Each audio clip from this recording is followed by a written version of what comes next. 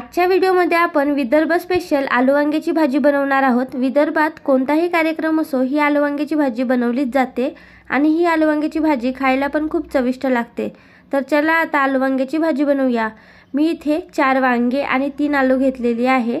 सर्वात आधी आता आपण वांगे कापून घेऊया। तर बघू शकता या प्रकारे आपल्याला ही वांगी कापून घ्यायची आहेत।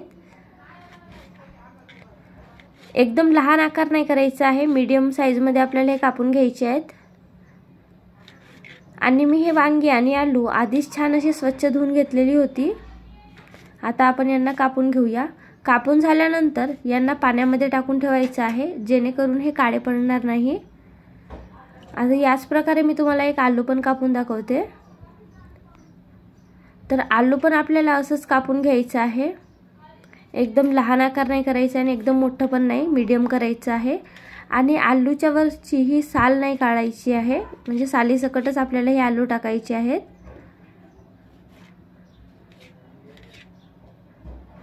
तर आता इथे आलू पण कापून घेतलेला आहे। याच प्रकारे आता आपल्याला सर्व आलू वांगे कापून घ्यायचे आहेत। काही वेळानंतर बघू शकता सर्व आलू वांगे कापून झालेले आहेत आणि पाण्यामध्ये टाकून ठेवलेले आहेत।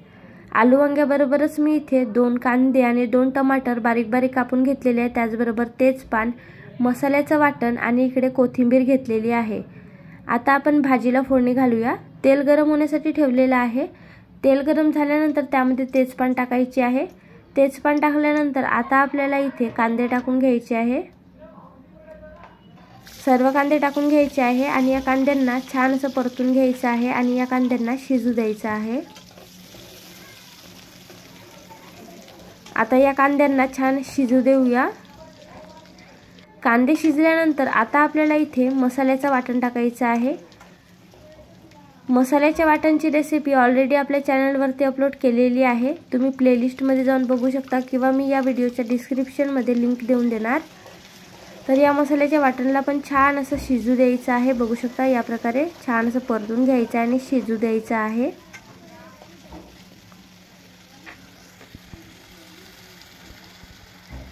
काही वेळानंतर बघू शकता मसाल्याचं वाटण छान असं शिजलेलं आहे। बघू शकता तुम्ही कलर पण चेंज झालेला आहे।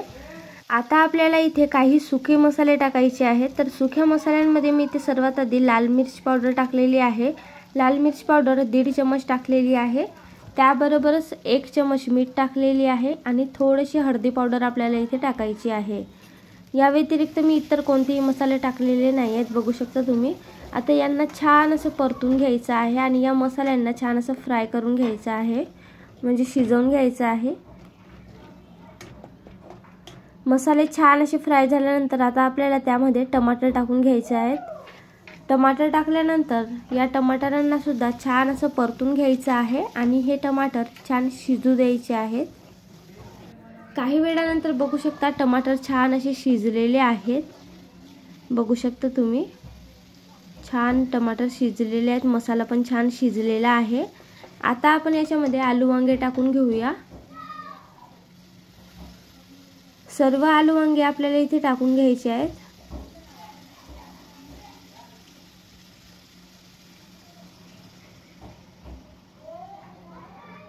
सर्व आलू वांगे टाकल्यानंतर यांना छान असं परतून घ्यायचं आहे। बघू शकता या प्रकारे छान असं परतून घ्यायचं आहे। सर्व मसाले या आलू वांग्याच्या फोडींना लागले पाहिजेत असं परतून घ्यायचं आहे।